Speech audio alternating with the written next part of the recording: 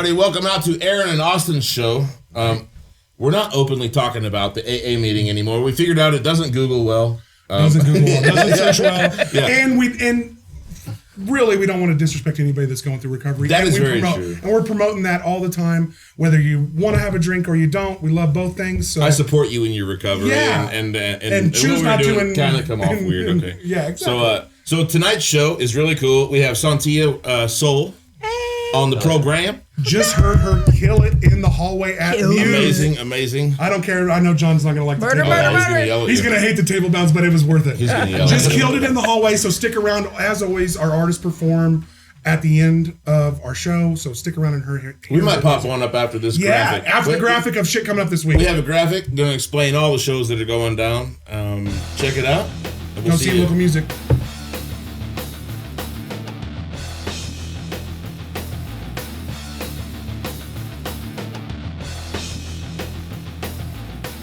And that probably just played because that was enough time to edit. Yeah, I think. Yeah, sure. They figured it out. There's a couple other big shows coming up.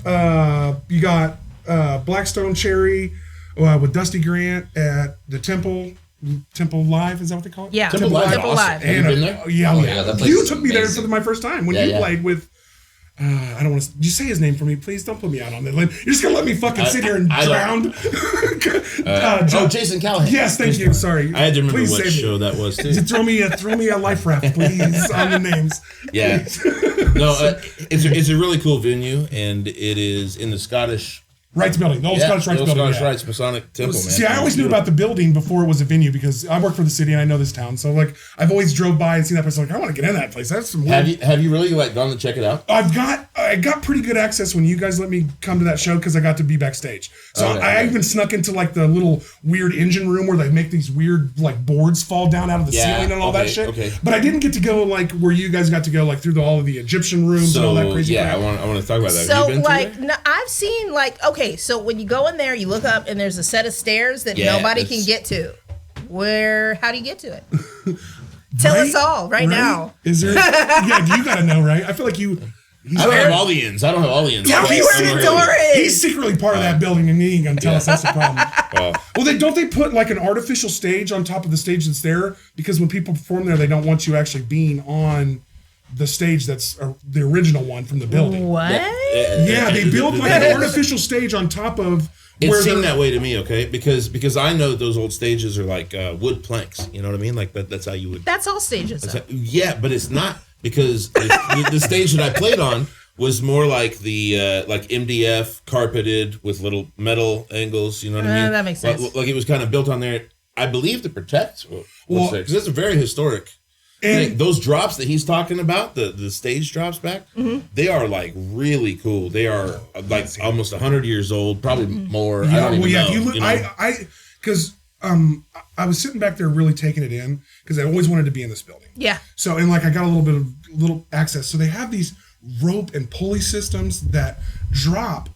It's a little scary as an artist to believe you because you have all these 100-pound boards hanging over your head while you're performing, and 50 of them. Yeah, a bunch of them, and eventually by the end of the night, one of the the guys that worked there showed me a 3-inch binder that had all the things. Each what was on each one of them. Binder? Yeah, there's pictures on each one of them, and some of them drop down to make a 3D image for because there'll be and 3 shit. of them. Wow. It's really weird concept to make theater and shit. Okay. It's a really interesting concept. And you're looking at a ceiling full of just wood panels with art on them stacked together. That they would drop for certain reasons. Well, all right. So there's a whole control room. It's weird. A lot of plays have very common backdrops, right? There's always an enchanted forest. Yeah. Or an ocean. Or here's the castle. Yeah, it makes sense.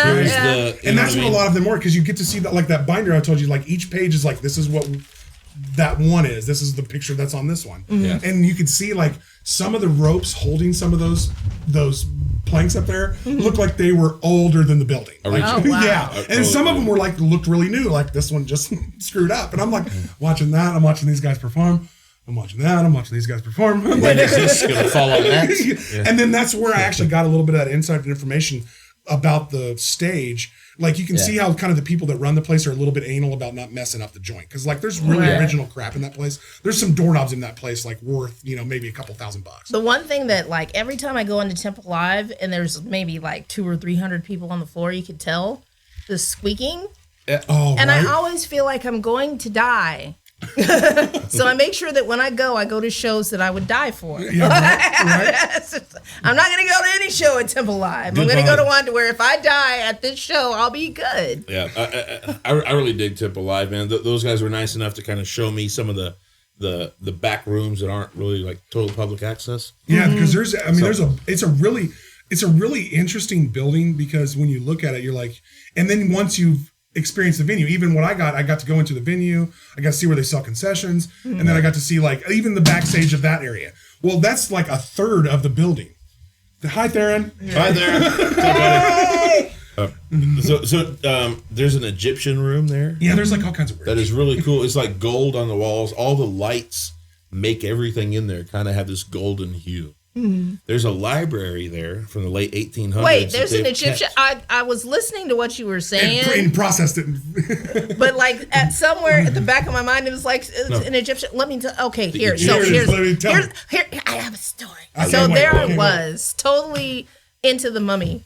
The Mummy movies. Oh, the movies. Yeah. Oh, yeah. And then I got really into Egyptian mythology and whatnot, and like an Egyptian would be amazing. So now tell me about it because I'm listening fully.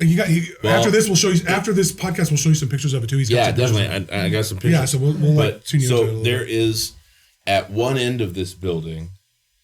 Basically, it's set up. It's got sphinxes on the like edges of the stairway. Yeah, and it's a stairway up to a random door. A random door. Stop it. And the lights are all like those papyrus kind of. Lotus kind of lights, you know what I mean? And they look really cool. And like I said, all the lights that are in there give everything in there a golden hue, including yourself. Like everything. What the hell was going on at how long has Temple Live been around? Like the building's been there way before the venue. Way before Temple Live. Oh yeah. It's called the Scottish Rites Building. So like Temple Live is, you better explain this. They're like a franchise type thing. Yeah, Temple Live, I want to say they have like 6 different locations around. Okay, and I know there's a Scottish Rites building in a lot of weird communities. And I'm not going to pretend that I know anything about like any kind of connection there. You know what I mean? I don't think it's Temple Live and they only buy up Scottish Rites. No, I don't know what any of their other venues are, but other than ours. I haven't been to them. But are they all in this area? Are they all, No. They're across the country, right? Yeah, there's like one here. There's one in Fort Smith, Arkansas that I know about. I think there's one in Cincinnati or Cleveland. There are, I believe, 6 locations all across the country. I wonder if Temple reached out to them or the other way around. Something they're doing that's really cool is, so I went and saw a show there the other day. It was that Arena Rock show. Oh, okay. Right? Mm-hmm. Explain that. What is that? What is that? The Arena Rock show? That Arena Rock. It's like one of those like tribute guys. You guys were like totally new. I had no fucking idea. Yeah. You guys are like, the Arena Rock show. I'm like, so there are bands that tour the country that represent other bands. That like they do their material, right? So they're somewhat of a professional cover band? Well, a tribute band is what I would say. A tribute band. Are they licensed? Are they licensed by the owners of that music in some way? Some of them totally are. I feel like you wouldn't know all of that. Right, yeah. I wouldn't know that. But it's like well, you're touring somebody else's material. How do you get away with that? You just do. I don't know. You just do. I mean, look at YouTube. There's just licensing. There's stuff going on. There's so many people that are famous for doing other people's songs, me. Fair enough.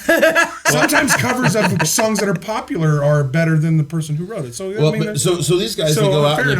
These guys put on a great show. What they do is like they'll do some Quiet Riot for a minute. They'll do a couple Quiet Riot tunes, and he'll come out. Right. He'll come out in a straitjacket and do this whole like thing. You know what I mean? And then they go into Quiet Riot, and then some of the guys will be dressed like Quiet Riot. Is that with Rob? You look at the bass player, and he looks like Nikki Sixx meets Rudy Sarzo. Like he looks like a bunch of these guys. He's adaptable. Yeah. But he's the chameleon bass player. The singer definitely went through looks like Ozzy Osbourne and.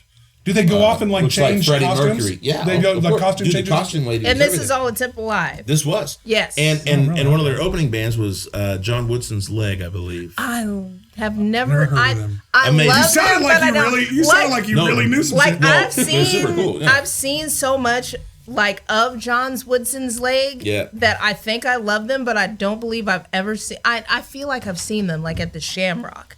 Yeah, maybe at some point. As much as we get around, I mean, we've seen a little bit of everybody. So they opened up the show, and Temple put them on the tour for a bit. Cool. So Temple Live is very responsible for getting some of our local talent out on this circuit, and I couldn't be happier about it. That's what I want. I mean, and do they let like local stuff open when good stuff comes to Temple? They will do entire local shows. Really? Yeah, when Blackstone Cherries come in, they're not local, are they? No, Blackstone Cherry? No. Yeah, well, there's like Blackstone Cherry, Black Crows, Black this, Black... I can't keep track of all this shit. Well, Black's very popular. Who was the band? It was Rise Again and... Rise Against is Dusty in that show, too. That was. I think that was Nest Fest.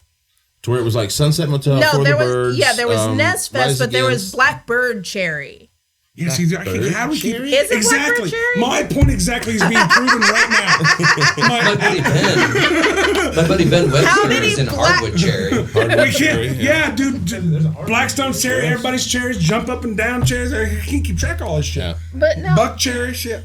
Blackstone. It was something. There was and kudos to all those bands. We're not poking fun at your names. No. It was somebody. They opened like it was the first time that I went to Temple Rock Live was because Rise Again, Dusty Grant, and there's another band that I love, and I'm playing their CD in my car right now, and I can't think of the fucking name that was there. Use Google, maybe. And Sunset Hotel was there also. Yeah. I think that was Nest Fest. It was like For the Birds. I think you guys should find about it. It's not like there's these magical computers that John. Anyway. Thanks, John. Yeah, if you feel like it, John. We've been on Temple Live for like 45 minutes. Yeah, Jesus. Can we get a T-shirt, Temple Live? Yeah, I would love a T-shirt. Hey, before this gets too far, I know not most of you care, but I'm still riding a high from it. National championship, KU Jayhawks. Super proud of that. Yeah, look at that little face back there. There were fireworks. Sports ball. Like I give a shit, so I'm still happy. Rock Chalk Jayhawk, man, that feels good. Yeah, if it's football, I'll be into it. The only basketball I care about is the basketball your girl played today. Yes, balling. Shout out to my daughter; she did great today.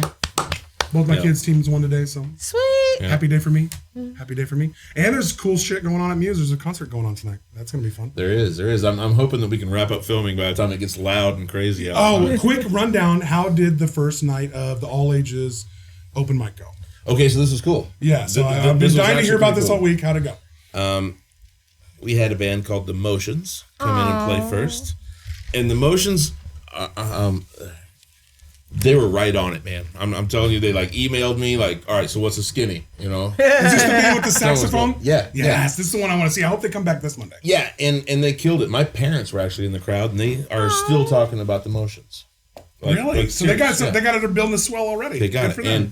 And the funny thing is that many moons ago, I was the original bass player for O'Phil. Okay. Yeah, I didn't know that too. He dropped that nugget on me. I'm like, I watched. And the guy that replaced me, the guy that replaced me was Justin Stockenbrand, and Justin's kid was the guy playing sax. Well, good that he's like passing that down. Well, yeah, like I was sitting here in a meeting with the band talking about like some rehearsal time they wanted to book and like how's this open mic going down. They were very like curious, you know, and it comes out that this dude's dad's Justin Stockenbrand. I was like, so were you an original member of O'Phil? Yeah, way back.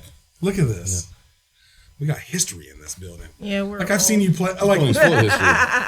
And you're how old are you again? You're 42-ish. I think 39 all day long. Yeah, let's go with 39. Let's go with 39. I'll take 39. We're not far apart in age, so I was standing out there watching you on stage when you were on O'Phil, like with King Me and all that shit at RiverFest. Oh my God, I remember that. Like they used to do those outdoor shows, like out there. Like I remember all. Well, that it's only been like 2 years. No, it's been a while. Like there was these shows probably for RiverFest. No, but RiverFest, yeah, no, but yeah. RiverFest they always do the outdoor shows. Oh yeah. Okay. They used to do that at the old stage at the bird poop stage that just got shit on all year, and then they clean it up for like 1 week. The bird poop stage. And did y'all know what I was talking about? Yeah. So that's what I'm saying. So like that stage would like literally sit there and rot for other than just the RiverFest week. And then like they finally bulldozed it, and then they worked a bunch of different venues after that. But like, is RiverFest coming back this year, or did that disappear? Yeah, there were applications and stuff for artists and whatnot. It's gonna come back, man. The city of Wichita can't absorb that hit. Yeah, that was a fun one. Now that we have the new stadium, we got Riverfront Stadium. That's such a cool. Like they made that street not as like a 4-lane street, so it's like not as traffic oriented. Mm-hmm. So like you could easily do more shit there now. Like it would be a little bit easier now for sure. I'm pretty excited. So I hope I feel like RiverFest has been a COVID casualty at the moment. Yeah, I haven't thought of that till like just now. It split. Yeah, last year. That was kind of weird. Summer, and I didn't make any of RiverFest because one of my biggest things that I used to really love to do was during RiverFest is go down to busk. Because people are just like, and usually around the evening because everybody's drunk. It's a better mood. Yeah. Everybody's at that right buzz. And it's not just like, hey, you're playing the guitar, have some money. Somebody gave me a funnel cake. I got a cigarette. We'll take whatever. We're musicians. You know, whatever. Especially a funnel cake, though. I feel like funnel cake's a little bit above whatever. I think that's an $8 tip in my budget. Yeah, it's $10 now. It's not a windy day because I ain't trying to lose all my powdered sugar. Because food costs are coming up. Everything is coming up. I went to the grocery store and I was like, this is some bullshit. So are we, as you guys in the music industry, like is the RiverFest like coming back full force this year? Like, is that fucking really happening? I'm not expecting you to be on the committee of that, but like, I hope so. I mean, I hope so. I watch it. I saw that. I always go. I mean, you buy a button and you get tons of entertainment for like literally like $8 or $10 or something. Well, there was like a art, like an art competition to where who does the best art for the button or whatever else. And I had do that every year. Yeah, they do it every year. Yeah, and I had some friends that competed, like John Hanson, Stephanie Nash, all competed for the button. The design. Whatnot. Yeah. I think maybe Sheldon Draper also put in something, but like it was somebody got picked, so I assume that somebody got picked to make the art for the button. There's going to be a button to get into RiverFest. There's like a whole committee and everything for that. It's got to be coming back, right? Like, yeah, I hope it is. Yeah, because that's kind of a gem of this city. I like it. Wichita can't afford to lose it, right? I think so too. It's such a boost for like everything that we like. Like for all the bars, for all the restaurants. Well, and I really a bunch of people get to play music. Like I really like that it became more of a music thing. Yeah, and it's really what it is. Like, I mean, one of the best moments, I've been to a ton of concerts, paid a bunch of money, traveled to, but like one of the best moments I've ever seen was the Roots playing that Dave Chappelle walked down from the Orpheum just because he was there, introduced the Roots. The timing was off, and the Roots kept playing while the fireworks were going off that year. Like, it was a magical moment that happened at the RiverFest. I had something going on. I missed that. But I did see... It was a magical moment. I did see... oh, my God. I cannot think of his name right now. Purple Rain... Prince. Yeah, the Morris Revolution. Day. Yeah, Morris Day at a time. Yeah, I pretty much passed I got to see them, and then like it was the Revolution was there because Prince had just passed around that time, and I had my kids. I'd just gone through a whole ass divorce or whatever else, and I was like, well, let's go down to RiverFest. And like Purple Rain playing while the fireworks were going was a highlight of that year. And that's what I mean. The RiverFest has created a lot of nice moments. Cypress Hill was there too. Oh yeah, we certain things align. And then you got they started doing like a few years ago. They started doing that like DJ area too. That like Carbon was running. Like they did like a whole area that was like dedicated to like almost like I don't know how you would say like open DJ, and like dudes would just keep jumping on the. They call it open deck. Yeah, open deck. Open deck. You better say that right. Watch your enunciation. Aaron wants to know your location. Yeah. If you say it wrong, you probably need to see a doctor. Uppercut, John. So my friend Devontae is a DJ Frostbite. Oh yeah, I met him. Yeah, I met him. Nice kid. He Great is kid. awesome. He's a great guy. He's a like wonderful guy, and he does an open deck thing every Wednesday at Blue. Right? At Blue. Yeah. And kudos to Darren for letting that go. People tend to forget since he's owned Blue for a long time. Like like him and James were like the biggest DJs in the town. Like both of them are. And Darren even still DJs. Like he does shit for like fights and does fighter intros and all kinds of shit. So DJ Carbon actually came out and talked at one of our entertainment town halls. Mm-hmm. Yeah, he did. That was amazing. Like I'm still using some of that advice too. And there were like 15, 20 people or something. I really wish more people were there. I don't know that we have got that out there everywhere. Yeah. I don't know that people know what's happening. Yeah, here's your chance. This is where we wanted to get to eventually. Tell us about it. It's called Entertainment Town Hall. The Entertainment Town Hall is essentially a networking, like in-person networking, to where if you were looking for anybody, anything that could help, then you could network with people. We talk about different issues with between venues and artists, kinda. But really, a lot of what I've seen is just building up artists to where they know what they're supposed to do, what's expected.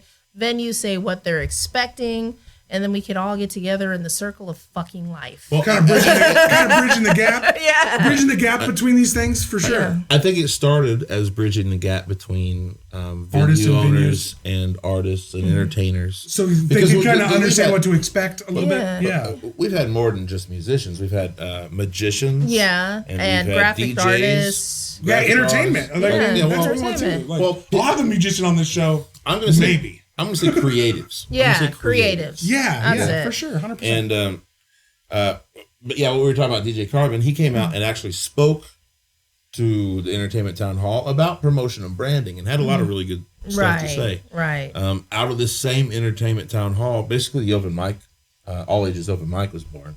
Mm-hmm. So when you're talking Entertainment Town Hall, you're letting anybody come to basically an open forum like town meeting, right, to discuss venues, any problems, things that are going great, things that are not. Well, like a all that lot stuff. of what we're running into, because that's more of what it started with, but what it's turned into is more of education.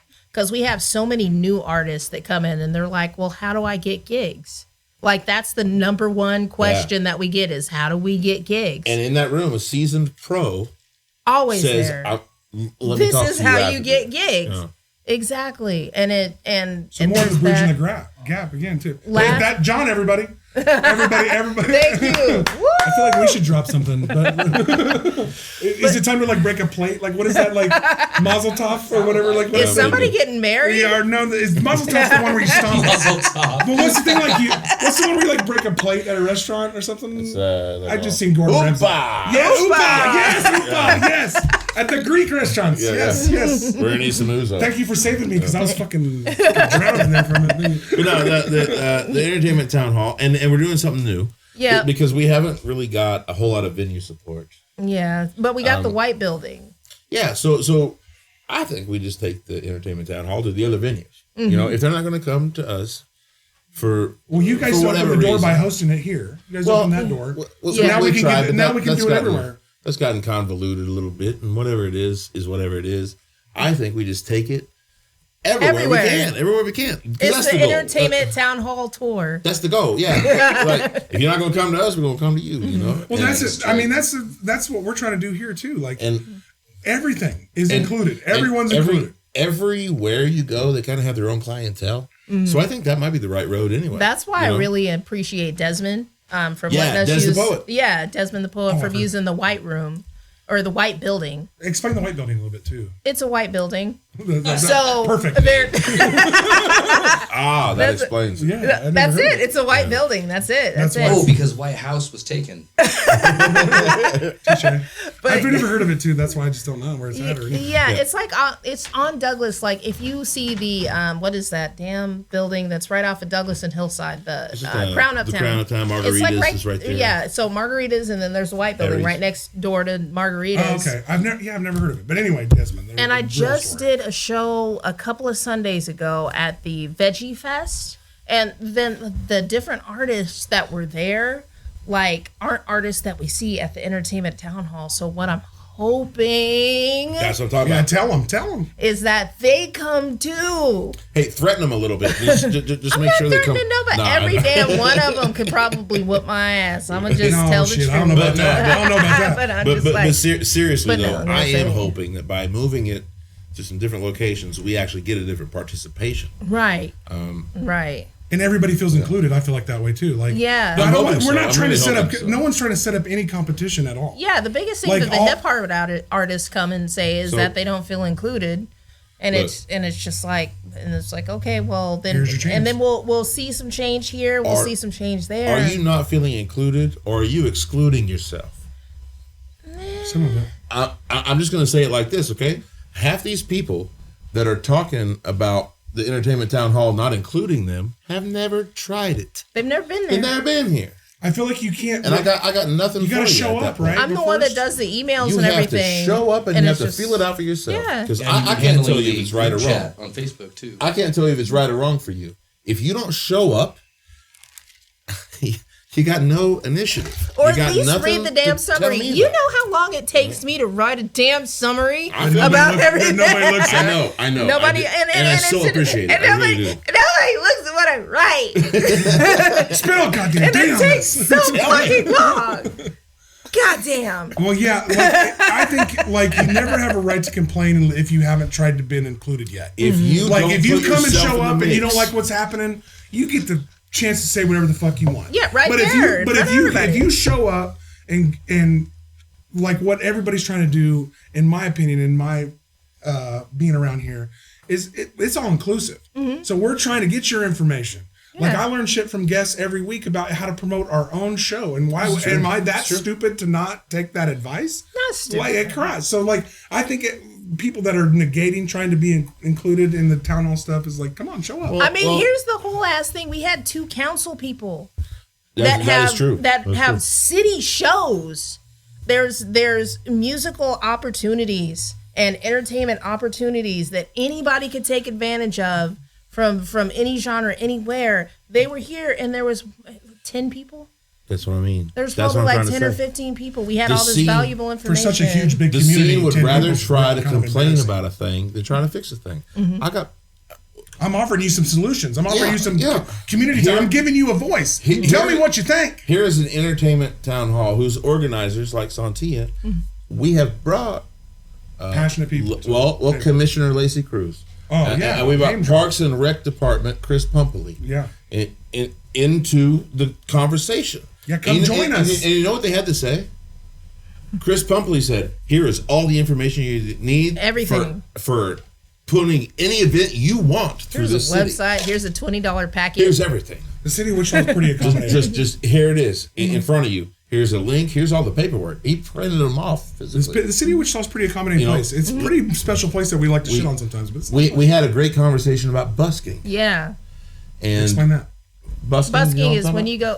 No, I don't explain it. All right, busking. Yeah. You're our guest. I get to hear this guy say it all the time. I'd rather hear from you. I talk a lot. Busking is essentially where you just take your instrument or whatever the hell you do, because like jugglers can busk. You just go out on the streets and perform for random people going up and down the streets. So just like putting your guitar case out on the ground. Yeah. Type thing? Okay. You might know them as street performers. Yeah. Okay. That makes. Okay. Yeah. I didn't know the term busking. But sorry. So what?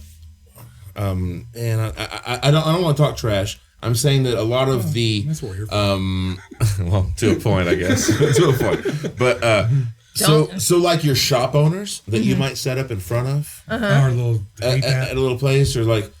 We try to pick our places to where they're not right in front of shops. Like Old Town Square, I believe would be great. Old Town Square is right out there by Union Station. You know, what about in that area right in front of Interest Bank Arena that they remodeled? Yeah. So all these places I would consider kind of fair game. You know, right? There's not a lot of foot traffic over there. Public property. Well, to a point, yeah.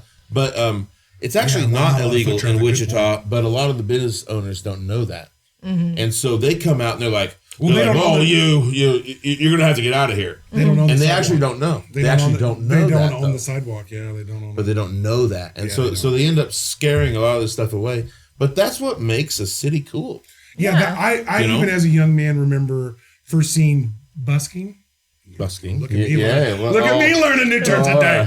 But that was a element in Lawrence. If you've ever been to that town, like I would walk up and down Mass Street. I was there for basketball games and camps and stuff like that, and I was like, holy crap, like they got people just out here jamming, and like that dude with his dog is like talking that makes your city cool. It does. Like that is not a nuisance in my opinion. And to reiterate the point, because I work for the city and know a lot about ordinance and shit, you don't own the sidewalk. No, I don't. Yeah, that's public property. I grew up in Denver, Colorado, so that was part of the culture. Oh, really? It's like when you go down 16th to the Street Mall. Yeah, Oh, 16th Street Mall. Exactly. You would just Asheville, go down. North Carolina is the same way. Yeah. There's certain areas you go to. And God. Lord, is that you? Yeah, I did. I love. We got 2 podcasts in a row. Now we've got a clip. Now we've got to clip that together. Like both podcasts with her and Hector. We'll end up making a compilation of all the artists that are like, wait, where's that coming from? Yeah, I see, because it's funny. It's just a natural thing. She did the same thing.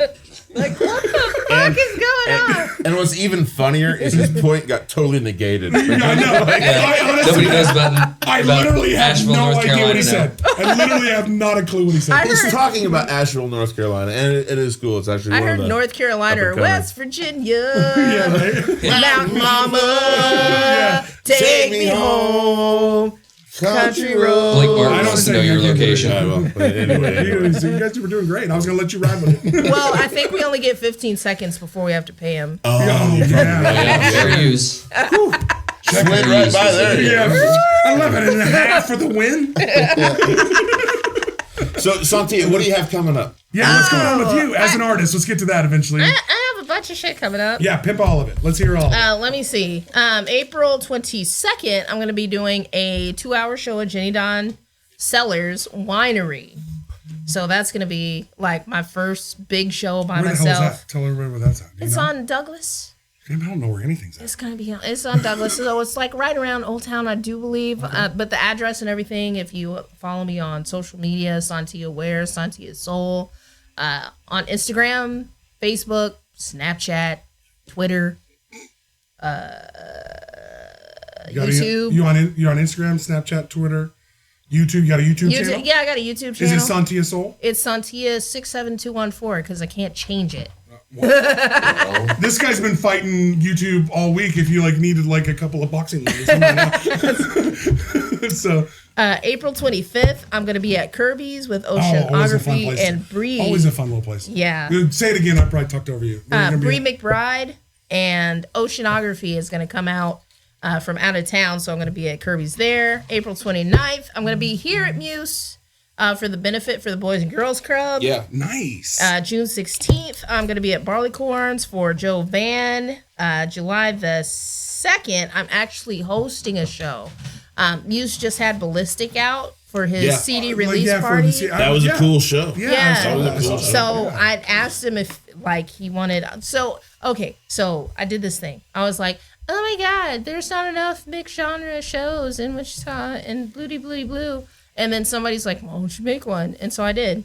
Good for you. So I got Ballistic, Eloquent, and then Sean Craver are going to be. You? No. You're just hosting it. I'm just hosting it. So you MCing it? Yeah. Yeah, kind of. Yep, on July the 2nd at Barleycorns. August 6th, I'm going to be at Sandhill Brewing in Hutchinson. So that's going to be the second time that I've played in Hutchinson. The last time was at Skate Farm. That was really cool. And then I also have a digital Live at Kirby CD that's coming out. And then I also have a new album that I'm working at that is called Must Love Nickelback. You just staying damn busy. This girl is working. Yeah, this girl is damn busy. All right. So you got a CD coming out. How many songs are we talking? 7. 7? Nice. That's a nice LP. Like 7 or 8. That's a nice. I still call them CDs too. Yeah, I forget to call them it has albums. to be 7 to be an album. Right? So I have to pay for it, so it's going slow. Right? Yeah. So how much of that music is going to be included on your Kirby's live album? Is it none of it? Yeah, none of it. So different stuff. Yeah, it's just going to be a different whole new CD. I like that. Yeah. Great. So what's coming first? Kirby's digital CD because I already have the physical copies, but they're physical, so you have to be there because I'm not mailing shit. Fair enough. Yeah, fuck postage. Let's be real. Shit. Post office? Are you sure? $35 is my money. Can I send it through Gmail? So the digital album makes it so that I don't have to do that, and I'm very happy about that. And where can we access that through all the? It's gonna be it's gonna be on all the platforms when it comes out. So I'll announce the date that it actually under comes Sontia Soul. out. When we release this podcast, I'll release all of these avenues to reach her for sure. A ton. So yeah, I'm really excited about that because it's been out for a minute. People are like, "Can I get it online?" I'm like, "No." And so occasionally on these podcasts, we like to touch on current events, popular things. Have any input on the slap heard around the world? Yeah, right. We haven't touched on it yet either. Oh my God. I know. But I feel like we got to talk about it. Here's the thing. Well, it puts up a huge light on mental illness too, though. Yeah, it does. It's a whole thing, and I kind of think that Will is on the struggle bus. well, man, his whole world's fucking kind of crashing. Well, he grew up as one of the biggest artists in the world. I can't even imagine what that fucking pressure. Well, now let's just understand how things progress in life. You know, I mean, here's the thing: pressure there. We have America's hero. He's been straight laced, pretty much. America's he was the cleanest. Sorry, I could not pass up that joke. He was the cleanest of our 90s rappers. Right, yeah. He had, Parents just don't understand. Yeah, he's fucking Fresh Prince of Bel-Air, man. Yeah. He slapped one guy for kissing him one time, which is fine because you don't do that. That's an invasion of privacy, anyway. Whoa, wait. Personal bubbles. We don't kiss. I feel like that redefines our whole entire friendship. Okay. All right. No. I'm willing to learn. It's strangers. You don't kiss strangers. We have new parameters in our friendship that we have to draw now. Okay. Cool. I mean, yeah. But really, he's been under all of this stress, and he's been putting on this face. Essentially, I'm professional, and I have it all under control. And look, I'm going around the planet, and I have it all under control. And look, my wife did this thing, but I have it all under control. And then just one day, and it wasn't even bad. Like, it wasn't even a bad joke. No, for Chris Rock as a joke writer, it wasn't that insulting of a joke for you sitting front row at the fucking Oscars. Yeah. Like, come on. A G.I. Jane joke of Will Smith making a joke making a joke on the Arsenio Hall show about the bass player who was bald because he had alopecia. Like 70 years ago, dude. Jeez. Well, that was the 90s. But that's the thing. I don't think it's about the joke. I think it's about where he is mentally. I think you guys are nailing it. It's where he is mentally, not the joke. Yeah, because to me, I like to think, and it's quickly, unfortunately, becoming that you can't joke about everything. And I always loved that for a long time in this country. You could joke about literally almost anything. I still don't think that. Like Uncle Bam, I don't know if you guys have ever seen Uncle Bam. He is a local Wichita artist. I love Uncle Bam. And Uncle Bam will say whatever the fuck Uncle Bam wants to say. I love Uncle Bam.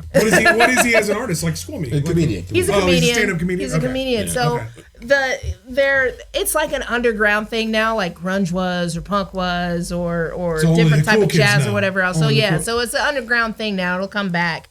But I don't think that the Oscar slap really has anything to do with cancel culture. It just means that Will Smith lost his mind for a minute and he just needed to get help. But don't you guys feel like, I mean, I think the internet and our connectivity just in general, like we are having our thumb on the pulse of a population that is bigger than us. And the majority of this population feels this way, and we kind of go with them as people, you know, and just having your thumb on the pulse of some of that puts you in a weird place sometimes, man. And like Will Smith has a lot of pressures coming on.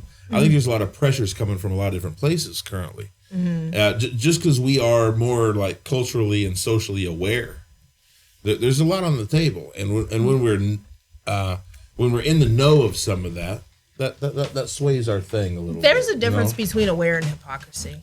Like, you can be aware and you can be around people to where you're in a safe space or whatnot, but that shouldn't cancel out somebody else's right to say whatever they want to say. There we go. That's America, baby. There we go. This is America. We get to say whatever the American we want. I love it when people say the First Amendment means you have the right to be offended. It is. You have the right to be offended. Because when you have the right to say whatever you want, then in turn the opposite side of that coin becomes true. You have the right to actually eat any shit you want to because it's coming back at you, especially if you try to deliver it, it's going to come back. You have the right to be offensive and offended. Yeah, exactly. Here's the thing. It's public. So you're putting this shit out for everybody to see. If you choose. If I'm at home saying whatever the fuck I want to say at home, then I'm at home saying whatever the fuck. You don't have a right to come in my house and tell me what I can say. Yeah. But if I say that shit on Facebook, I put it out there to where I can be judged and I can be canceled. The First Amendment also means you have the right to be judged. Right. So you want to hear something weird? Is that I feel that when we're sitting here as like three of us, Austin and I, as hosts, Sontia as guests, I think that we can get into some weird shit because I'm in here talking personally to you. And I think personally I can sell that different. when you put that out there on like a social media platform like Facebook, they just reading your words. Yeah. They don't know your inflection. They don't know your body language about how you say a thing. Yeah, you know intention. what I mean? They have to assign it attention. Well, there's so much more to communication than words. Mm-hmm. There is inflection. There's body language. There's like intent. How you dress is communication. All of this gets lost on a platform that's just based on words. Yeah. And this is where we're getting so divisive nowadays, man. You want the statistic on that? We're getting informed and divisive all at the same time. It's such a weird... 10% of our communication involves both written and spoken language. So there you go.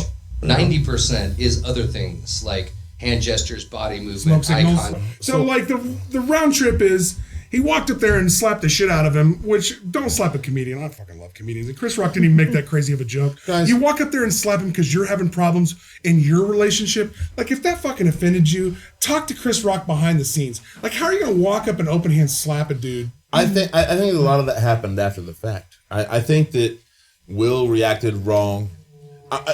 Let's be honest about it. Will laughed at that joke. First and foremost, until he saw her. There's footage of him going... Yeah, and then he saw that Jada did not like that joke, and then he felt compelled. And I feel like that's not a crazy emotion. We've all been in that scenario with our kids or our spouses, where you might find something funny, and then you see that it hurts a loved one of yours, and then your emotions do change. Well, so that's not crazy. Now you're feeling bad. Now you're feeling bad because you laugh. Oh shit, I laughed. Yeah, I'm very publicly. So it's twice. Now it's twice the bad feeling. Yeah, I didn't even think of that. How hard does that have to be though to be Will Smith in that situation? Dude, how hard does that have to be Will Smith every day? Well, you just have to keep a whole lot of things, just like, I don't know. You try to keep your emotions and whatnot private, but it really is. It just seems like he's having some sort of mental health breakdown, is what it is. Yeah, and then, he's in a mental hospital right now. Actually, are you serious? Yeah, he went to seek help. Yeah, he checked himself in. He went to. He disassociated before they banned him from the academy or whatever they were going to do. He resigned. So they couldn't do that. So they couldn't do that to him first, and then he checked himself into a mental health facility. And I feel like mental health is like a big problem in the community. That is like the turd in the punch bowl that nobody wants to fucking talk about. I so don't feel it's a big problem. I feel it's a big stigma. I feel that like if I have to go and I got to talk to somebody about this, man. Yeah. Then now I have a stigma. I don't feel it's a big problem. I feel everybody has this problem. Right. It's a very too common scared problem. to admit it. It's a very common problem. But like now that I'm seeking help about it,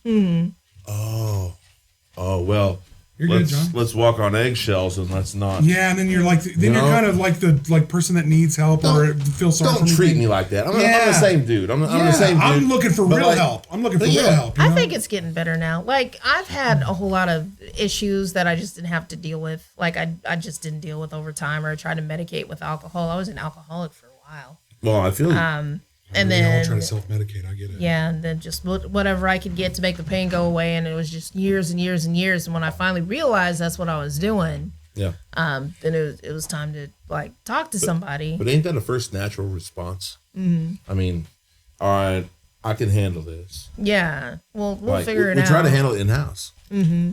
You know. Because you just don't want people in your business. That's the biggest thing. It circles back to vulnerability. You don't want to ever put yourself out there. Like, that's a hard thing to do as a human being, especially if you're like admitting faults. And we all have them, but like no one wants to come out and say like I'm having these mental health issues. Right. I think a lot of that is more with men, because women, we get around and talk about why we're sad about shit all the time. We can't do it. Yeah. We can't do it. Well, I think I will say that yes, in our generation and a few leagues into the guys that are younger than us, it really is that way. Mm-hmm. But I think as time goes on, men are becoming to be able to express the emotional damage that we're dealing with as well. Well, like, we grew up saying to eat that shit. Like, I think it's becoming more acceptable. Yeah, because women were expected, and that's what we want for everything to do it. Yeah, essentially, or whatever else. And one of the things that I've gotten really comfortable with is just really asking like my male friends, like, how are you doing? Like, you can talk to me about it. There's a lot of people who use mental health issues as a weapon. I don't want to say a lot, but there's enough. There are people. I know a few. There are enough to where you back off when you see somebody saying something about their mental health and I just want to die, it's almost troublesome, but they just flying the red flags up at you. Yeah. Is that a tension kind of thing? Just throw red flags. But maybe it's like a flag for help. It's a cry for help. Every time it's a cry for help. Yeah. So somebody's got to answer that, right? But it can't be. But how do you present it, man? I mean, you don't present it to the. There's no right answer to any of these questions. Well, one thing you don't want to do is present it to the chick you're dating. Or somebody that you're interested in. On the first 8 dates. Yeah. After 8 dates and I might have cut one by you, then we can like have some mental health issues. Yeah. We can talk about how your uncle or your brother fucked you up. You can't do that. You can't do that. I had this great idea for a 2022 like dating game. Don't. Right. What is it? 8 minutes long? How do we swipe on this? How do we swipe on a game?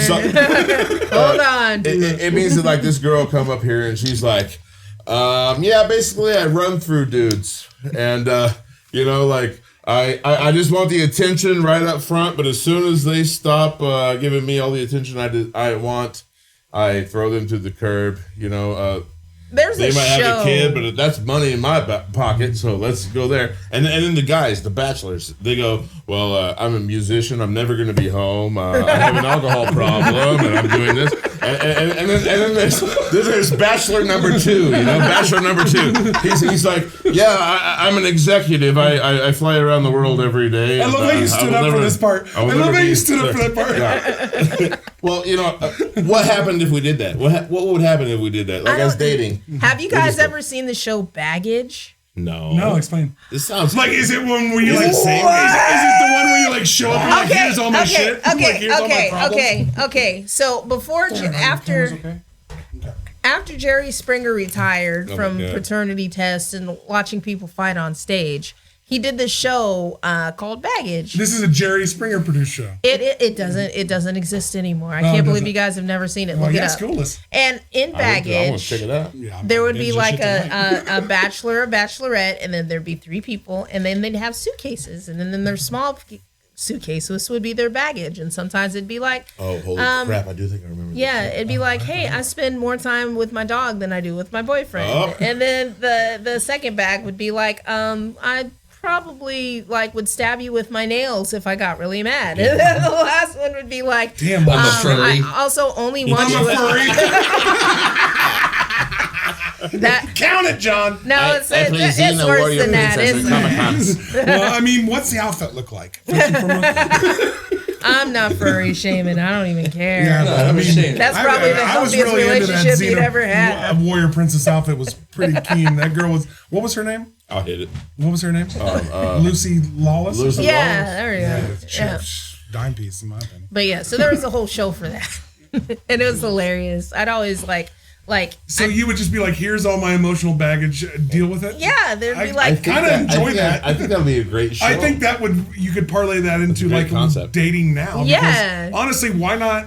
Just tell the truth. Well, there is an episode of Bob's Burgers where it's the same thing. Like they just sit there and just yell each other's horrible things. Like Linda does this dating shit, and like they just sit there and tell their worst shit to each other. What happens when the Bachelorette is like, I kind of mom motherfuckers.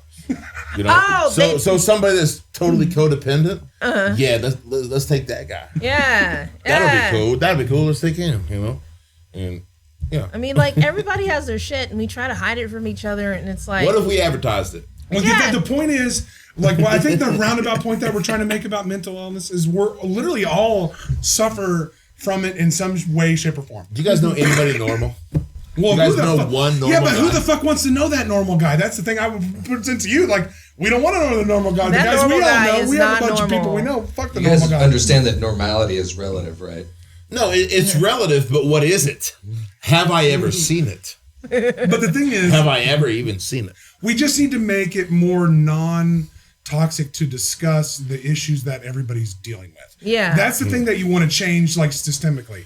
We don't want to have to, make it all these topics in the way you deal with the same struggle as someone else taboo. Mm-hmm. We should be able to discuss those in a more open-based forum and be accepting of people's faults and being able to maybe offer advice that's not always unwell received. Because it's really hard to be vulnerable, but we all are dealing with the same exact problems. And what helps when you find somebody or a community that's dealing with the same problem as you and you feel like you're not alone anymore. Yeah. So like if we can include that in any problem is not feeling alone in a community, that helps. Mm-hmm. Whether it's music and open mics with young kids, whether it's mental illness, whether it's anything. Like when you feel like you're not alone anymore, you feel better. Yeah. But I will also say there's a flip side to that coin. I can't advertise that. I can't walk around going, I have a huge authority issue.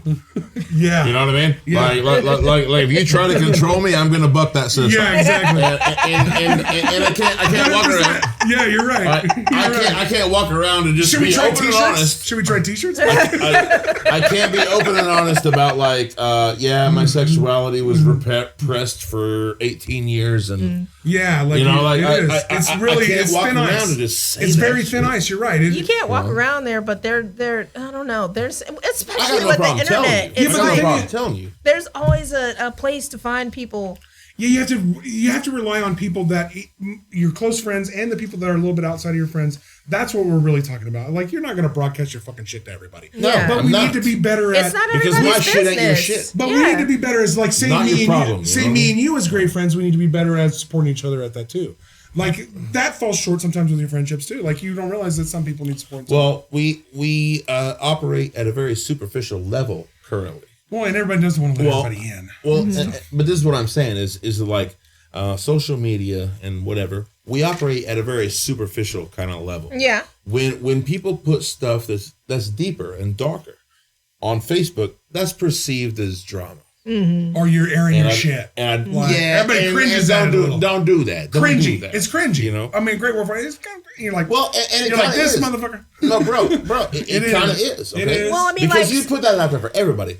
I would tell you that if I felt comfortable with you. Mm-hmm. But some people don't have that outlet. They don't have that person in their life to tell that to. I'm not trying to put that on a platform that thousands of people see. Yeah, but some people don't have maybe someone that they rely on, so they have that only avenue to vent. Maybe some people whether it's good or Facebook bad or better not. than I do. Well, you get therapy. It is a little bit of emotional therapy, and you get when you're in a bad way and you promote some bad shit that's happening in your life. Some people come to console you, and maybe that's just what you're looking for. Mm-hmm. You know, there's a lot of ulterior motives to people posting bad shit. Maybe they don't really want you to know their dirty laundry. They just actually want you to tell you. They just want to hear that everything's going to be fucking okay. Mm-hmm. Yeah. And don't we all want to hear that a little bit in some way? Of course. So, but social media is the wrong way to go about that. Well, because you're going to find that a bunch of people out of your group is going to like give you that positive feedback just because that is. But that's not the positive way to go about that. It is, but it's so. And that's not even clinical, man. Like you're 100% right. You know what I mean? Like that's not clinical. That's this crazy thing that's over here. But I will tell you why they do that. It's not. You're 100% right. Confiding in your close friends or anybody else is the best way to go about something like that. But that makes you talk to another human being. Mm-hmm. So when you have a social media platform, you just get to type it out, send it, and disappear from it. But that's too easy, bro. That's why that's why they're doing it, because it's the easy route. Right. I mean, the overall situation as far as me personally dealing with my mental health and just seeing people who have dug themselves into holes actually get better was change, personal accountability, and then watching who you're around and what you're doing. The vibes, yeah. So there's actual...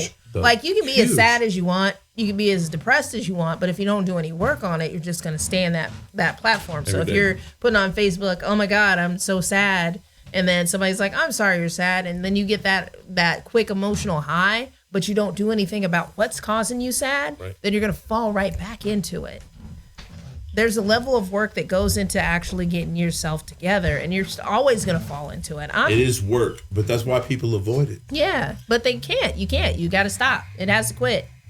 And I think the whole synopsis of this conversation is, let's make it less taboo. If you need us, we're here for you. If you want to talk to your close friends, we're here for you. If you feel like blasting on fucking Facebook makes you feel better, do that too. Shit, I don't care. But you know what I mean? Like, whatever makes you feel better, whatever outlet you pick. But if you pick, your friends, I think we should just need to make it more open to our friends that we're here for. And I want to say this, and this is going to be kind of closing remarks here, but Sontia you come across very genuine. Mm-hmm. Your music. That's where your soul happens, man. And we were sitting around here. It's amazing. We were sitting around here listening to that, and you behind a guitar singing, you can say that freer than you're able to say right now to me. Well, you set the whole vibe for this podcast down that hallway. Right? When you're behind that guitar, you say things that are actually how you're feeling. And you're not just saying them, you are conveying the emotion. Yeah, and I really dig this. I love what you do. I always have. That's why I got into music. It's just an outlet. I hate that Wichita has not embraced you.